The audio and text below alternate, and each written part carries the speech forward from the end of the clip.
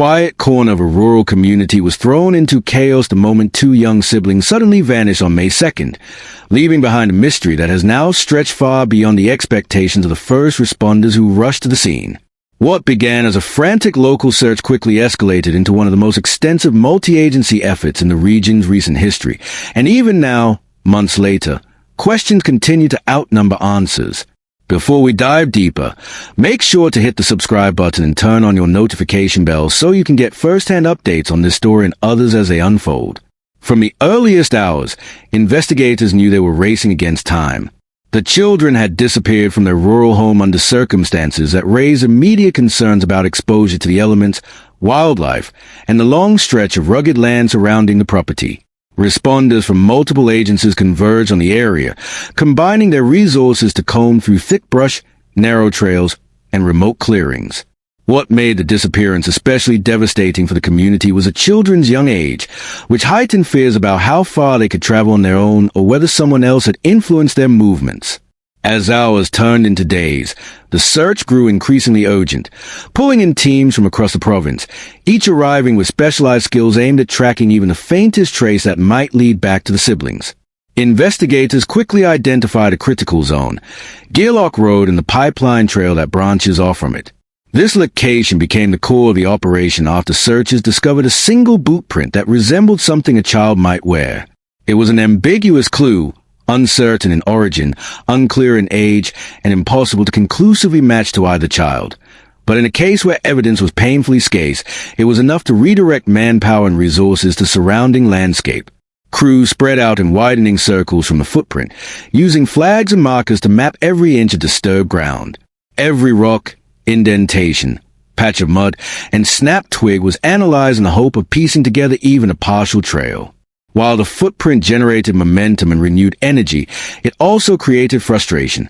Without additional supporting evidence, it remained an investigative thread too thin to rely on with confidence. Still, it was more than the team had before, and it shaped a significant portion of the early timeline. As the search progressed, the community response grew extraordinary. More than 12,000 volunteer hours were logged as people from nearby towns and far-off communities arrived, determined to help. These volunteers worked in coordinated grid teams, walking shoulder to shoulder across dense forests, rocky patches, open clearings, and steep terrain that demanded both physical stamina and mental focus. Over time, teams covered roughly 8.5 square kilometers, an enormous area considering the detailed precision required for such a search. Volunteers faced thick underbrush, uneven surfaces, fatigue, insects, and unpredictable weather, yet they kept returning day after day. The effort became a symbol of collective determination, a community refusing to give up on two missing children, even as hope clashed with uncertainty. Technology played a critical role throughout the operation. Drones were deployed to scan wide sections of forest from the air, providing vantage points inaccessible to ground crews. Search dogs trained in scent detection navigated areas where visibility was low, weaving through forest corridors and riverbanks. Forensic specialists joined the effort, analyzing soil impressions, evaluating environmental factors, and testing potential evidence recovered by ground teams. Each unit brought a unique skill set, and together they formed a complex system working toward a single goal, finding definitive clues that could verify the children's path. Despite these efforts, the terrain presented constant challenges. Natural elements erased or distorted evidence, and the vastness of the region meant that every lead required significant time to explore. The most painful development for the team was the absence of conclusive findings. For all the hours spent searching, for all the technology deployed, and for all the determination poured into the operation, no piece of evidence emerged that conclusively confirmed where the children went after leaving their home. No clothing was found, no dropped belongings, no fresh footprints, and no signs of distress. It was as though the landscape had swallowed every trace, leaving investigators with a growing list of possibilities but no firm direction. This void created emotional strain for both the professionals and volunteers involved, who repeatedly expressed frustration at the lack of tangible progress. Because physical clues were so limited, investigators relied heavily on building a reliable timeline. The most significant anchor point came from surveillance footage captured on May 1st at a Dollarama store. The video provided the last confirmed visual record of the children before their disappearance. While it didn't answer what happened afterward, it helped investigators establish behavioral context, confirm clothing descriptions, and validate certain time markers. From there, they worked backward and forward, trying to connect dots that remained stubbornly scattered.